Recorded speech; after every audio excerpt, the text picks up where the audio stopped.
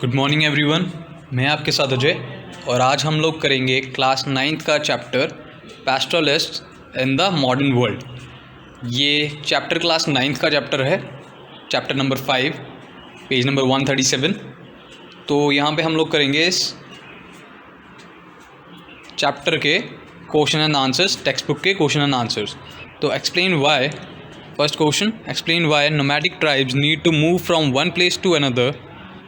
What are the advantages to the environment of this continuous movement? तो इस continuous movement की जो ये लोग मूव करते हैं, मूवमेंट ये टाइम पीरियड ये मूव करते हैं एक प्लेस से दूसरी प्लेस पे, तो ये चीज़ है कि ये क्यों करते हैं। सबसे पहले हमें ये बताना है, नोमैडिक ट्राइब्स की इस मूवमेंट के बारे में बताना है, ये क्यों करते हैं, इसको एक्सप्लेन करना है और इसकी एडवांटेजेस बतानी है कि इसके एडवांटेजेस क्या हैं इन्वायरमेंट के लिए। तो ओके, लेट्स डिस्कस नाउ। जैसे कि नोमैडिक्स अगर बात करें नोमैडिक पीपल्स की, तो ये लोग क्या करते हैं, ये लोग अपने मतलब पास्चर्स के इनके अपने नोमैडिक कैटल्स होते हैं, इनके हर्ड्स होते हैं, हर्ड्स ऑफ कैटल्स होते हैं इनके पास। तो ये लोग क्या करते हैं, ये कुछ टाइम एक प्लेस पे रहते हैं तो कुछ टाइम दूसरी प्लेस पे रहते हैं, और ये प्लेसेस ये चेंज ज़्यादातर उस टाइम पे करते हैं जब उनको वहाँ पे पास्चर या फिर फॉडर्स की अवेलेबिलिटी जो है वो डिस्टिंक्ट हो गई होती है, मींस मिनिमम होती है उनके कैटल्स के लिए, ठीक है। तो इसी के दौरान वो लोग वहाँ पे सेटलमेंट को करते हैं, वहाँ से ओके, वहाँ से मूव ऑन कर देते हैं दूसरी प्लेस में सेटल होने के लिए। तो इसी के साथ there were many need of nomadic tribes to move from one place to another. The nomadic tribes had no regular fields of their own from where they could get fodder for their cattle. They lived with their herd in low hills of Himalaya from September to April because the high mountains or high altitudes were covered with snow during this period. In these areas, the dry scrubs forest provided pasture for their herds during this period. तो जैसे कि हम सब जानते हैं कि जो नोमैडिक्स people हैं तो उनके पास अपना प्रॉपर्टी नहीं है, अपनी लैंड नहीं है, तो वहाँ से वो अपने जो भी कैटल्स का फॉडर है, जो भी उनका चारा है, वो पूरा नहीं कर सकते हैं। उन्हें प्लेसेस को छोड़ना पड़ता है, मूव ऑन करना पड़ता है प्लेस टू प्लेस, ताकि वो लोग अपने कैटल्स को प्रॉपर फॉडर, प्रॉपर न्यूट्रिशियस एक डाइट उनको दे सकें, प्रोवाइड करवा सकें। ओके, तो जैसे कि ज़्यादातर इनकी जो सेटलमेंट है वो लो हिल्स ऑफ हिमालयाज़ में रहती है, जहाँ पे ये लोग सितंबर टू अप्रैल तक वहाँ पे अपना सेटल्ड रहते हैं, और जहाँ पे उन्हें छोटी छोटी घास, जैसे कि लो ड्राई स्क्रब्स जो होती हैं, छोटी स्क्रब्स होती हैं, छोटी छोटी घासें, ठीक है, प्लांट्स, तो उनके थ्रू इनके जो भी कैटल्स हैं उनको फॉडर तक प्रोवाइड हो जाता है उस टाइम के लिए। Okay, with the onset of summer as the snow melted and the hill sides begin to be covered with lush green with a variety of new grasses, the pastoralist started their northward march from their summer grazing grounds. तो जैसे ही गर्मियाँ शुरू होने वाली होती हैं या गर्मियाँ ऑनसेट पे होती हैं, तो ये लोग वापस से अपने पुराने ठिकानों पर जाने के लिए तैयार हो जाते हैं, ताकि इनको उस टाइम पे जो भी ताज़ा घास उगेगी वहाँ पे, जो भी फ्रेश होगा, तो उसके थ्रू इनके जो माल मवेशी हैं उनको काफ़ी ज़्यादा न्यूट्रिएंट मिलेगा वहाँ पर। ओके, सुनाओ again. With the onset of winter when the mountains begin to be covered with snow and there were dearth of nutritious forage, these pastoralist on the move again, this time on their downward journey. तो ऐसा ही ये लोग अपने सर्दियों के time पे करते हैं।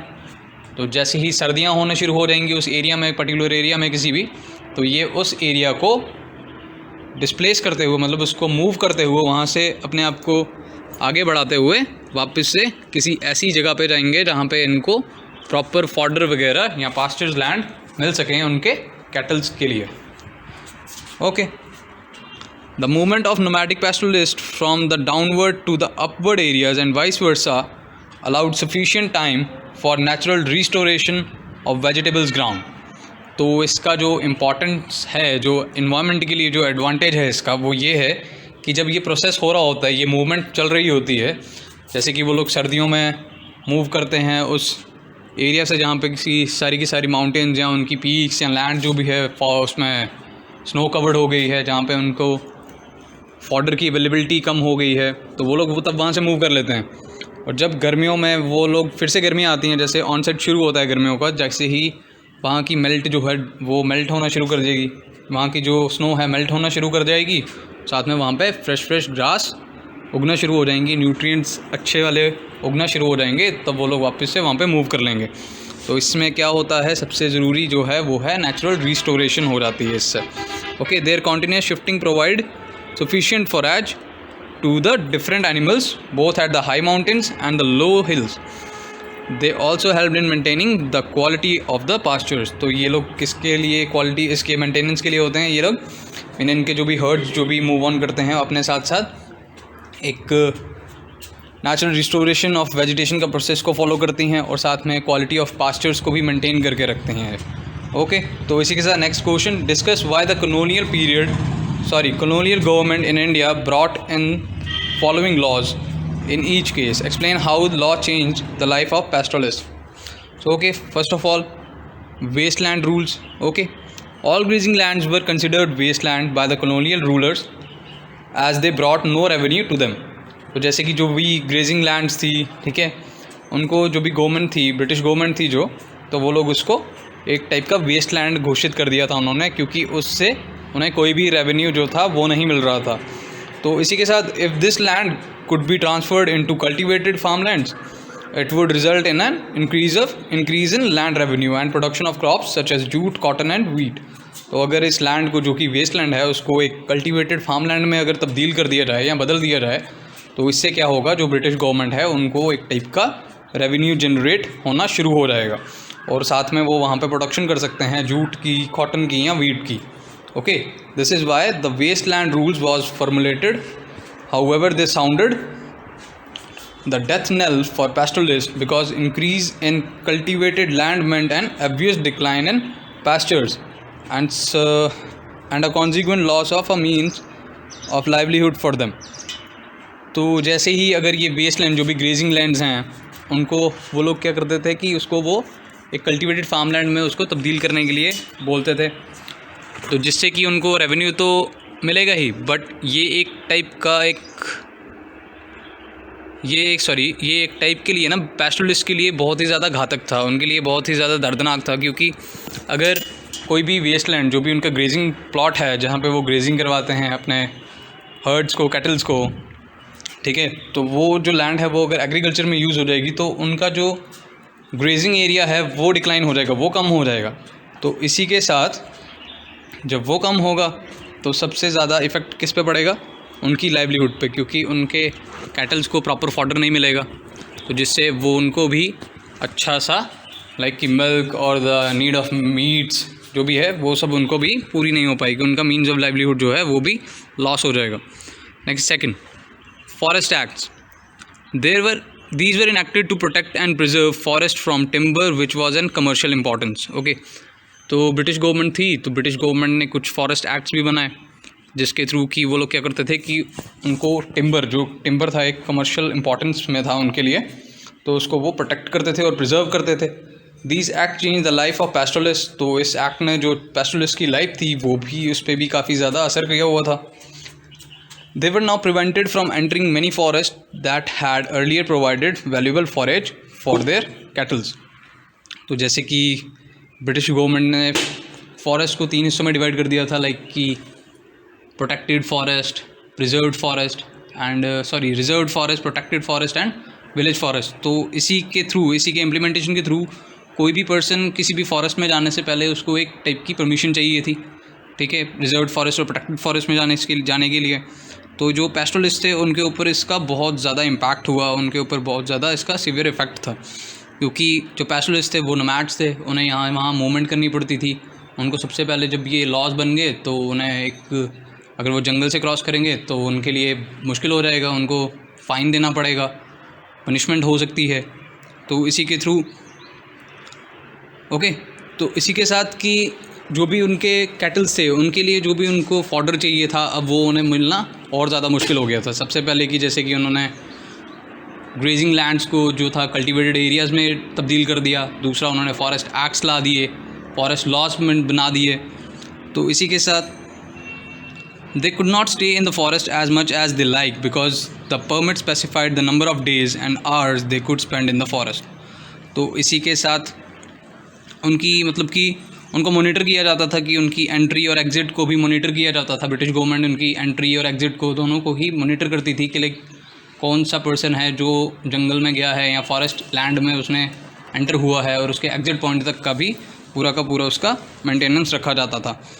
तो इसी के साथ कि जो भी वहाँ पे रहेगा उनको एक स्पेसिफाइड पीरियड दिया जाता था, परमिट दिया जाता था रहने के लिए, लाइक कि तुम इतने दिन रह सकते हो या इतने घंटे रह सकते हो, तुम अपना टाइम स्पेंड कर सकते हो फॉरेस्ट में। ओके, तो नंबर 3 क्रिमिनल ट्राइब्स एक्ट। तो क्रिमिनल ट्राइब्स एक्ट जो है वो है एक टाइप का एक्ट जो कि ब्रिटिशर्स लगाते थे। ब्रिटिशर्स ने एक एक्ट बनाया था, ये ब्रिटिशर्स ने एक एक्ट बनाया था, तो जिसके रिगार्डिंग ये था कि लाइक कि जो भी ट्राइब जो कि प्रोटेक्टेड या फिर रिजर्व फॉरेस्ट में बिना पूछे जाएगा, तो उनके ऊपर एक टाइप का एक पनिशमेंट ऑथराइज करने के लिए उन्होंने एक लॉ क्रिएट किया था। तो British government eyed nomadic people with suspicion and disregard on account of their continuous movement. तो ब्रिटिश गवर्नमेंट को नोमैड्स की ये जो हरकत थी कि उनकी कॉन्टीन्यूस मूवमेंट, ठीक है, इनके ऊपर उन्हें शक भी रहता था और साथ में इसको मानते भी नहीं थे। they could not be tracked down or placed in one particular place until, unlike rural peoples in villages who were easy to identify and control।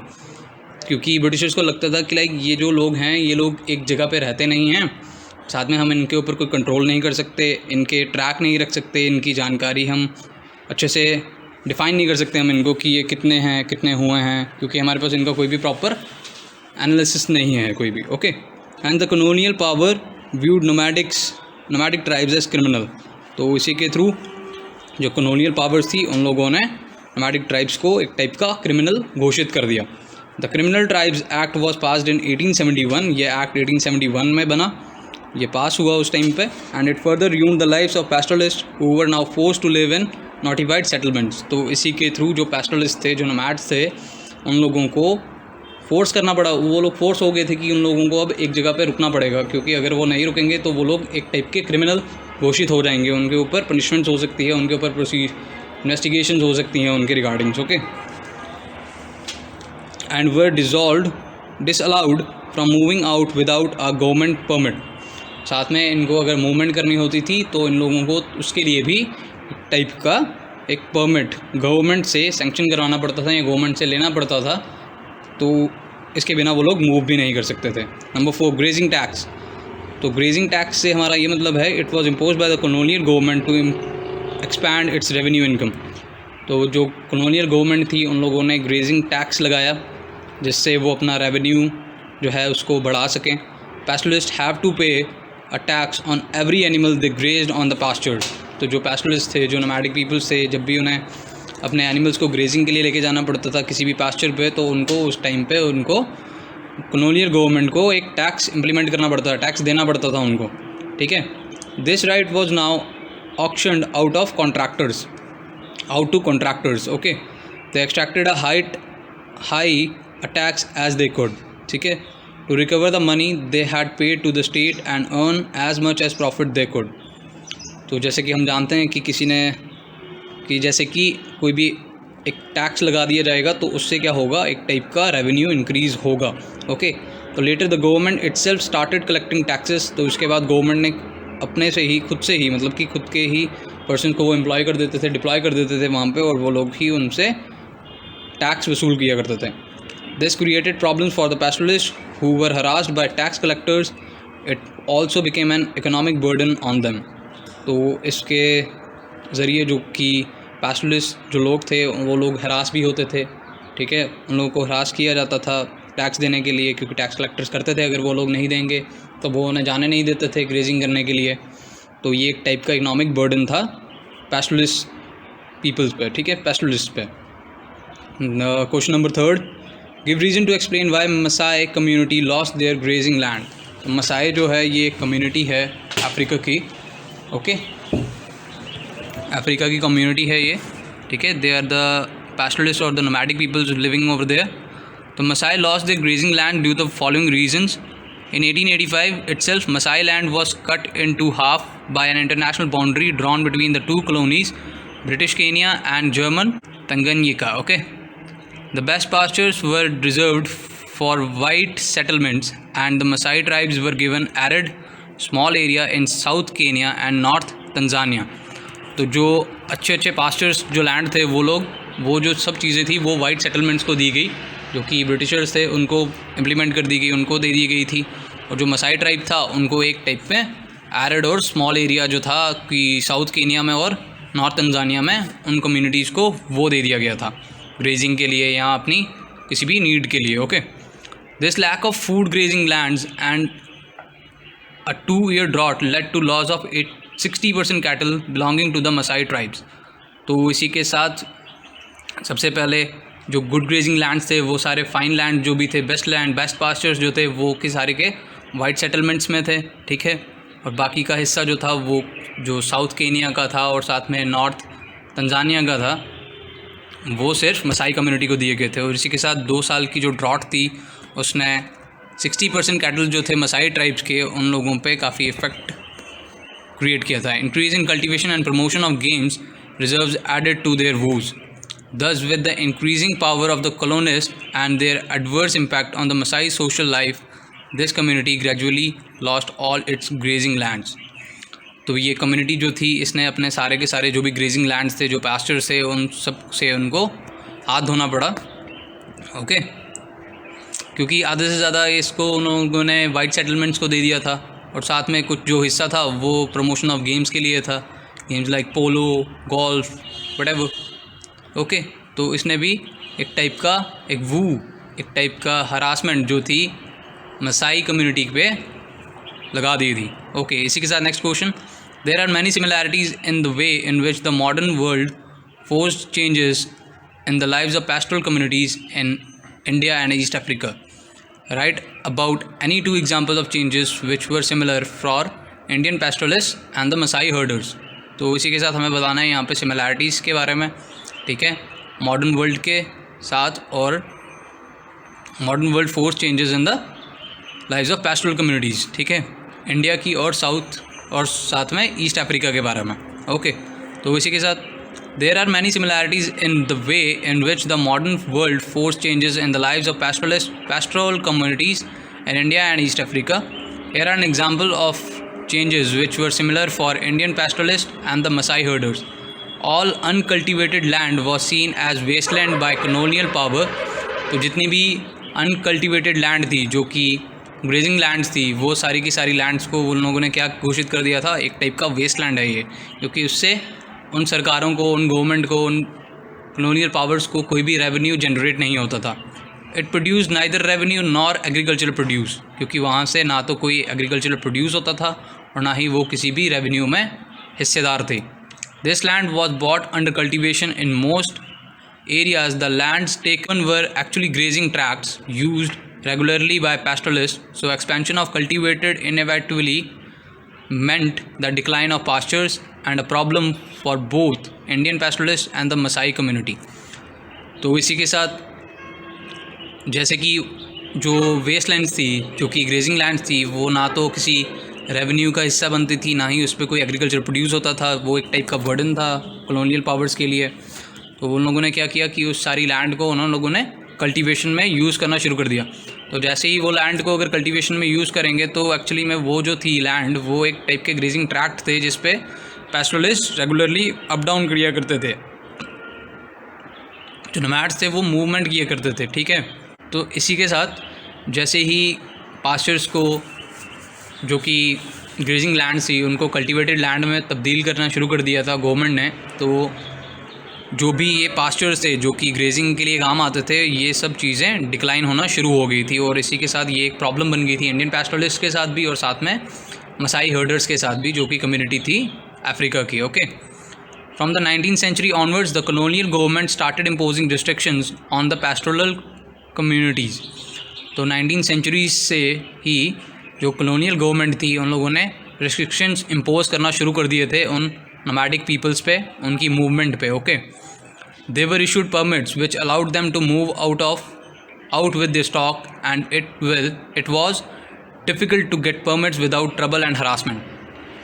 तो उन लोगों को एक टाइप का बता दिया गया था कि लाइक अगर आपको मूवमेंट भी करनी है तो आप लोगों को तो उसके लिए भी हमसे परमिट लेना पड़ेगा, ठीक है। अगर आपको ग्रेजिंग करनी है तो उसके लिए भी आपको एक टाइप का परमिट लेना पड़ेगा। ओके, तो इस परमिट को भी लेने के लिए उन लोगों को, जो भी वो पैस्टोरलिस्ट थे, उन लोगों को एक टाइप का हरासमेंट भी फेस करनी पड़ती थी और ट्रबल भी काफ़ी होता था।